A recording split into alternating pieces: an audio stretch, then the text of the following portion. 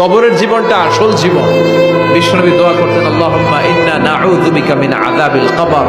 আল্লাহ, আমি আপনার কাছে কবরের আযাব থেকে পানাহ চাই, কবরের আযাব থেকে বাঁচতে চাই। এই কবরের মধ্যে অনেক ফিতনা হবে, অনেক সুয়াল হবে। কবরে প্রশ্ন আছে না নাই? কথা বলেন। প্রথম প্রশ্ন জিজ্ঞেস করা হবে, মার রব্বুক, তোমার রব কে? বলেন, আমাদের রব কে? ওয়া মা দীনুক, তোমার ধর্ম কি? বিষ্ণুবীর চেহারা দেখিয়ে বলা হবে, তাআরিফু মান হাযার রাজুল, এই লোকটারে চিনো? আমরা কি বলবো? আমরা চিনি, উনি আমাদের প্রিয় রাসূল মুহাম্মদুর রাসূলুল্লাহ সাল্লাল্লাহু আলাইহি ওয়াসাল্লাম।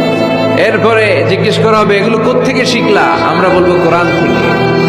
ফায়ুফসাহু লাহু কবরুহু ৭০ যিরাআন। সুন্দর সুন্দর উত্তর করতে পারলে আপনার কবরটারে ৭০ হাত লম্বা করে দেওয়া হবে। ইফতাহু লাহু বাবুন ইলাল জান্নাহ, জান্নাতের দিকে একটা দরজা লাগিয়ে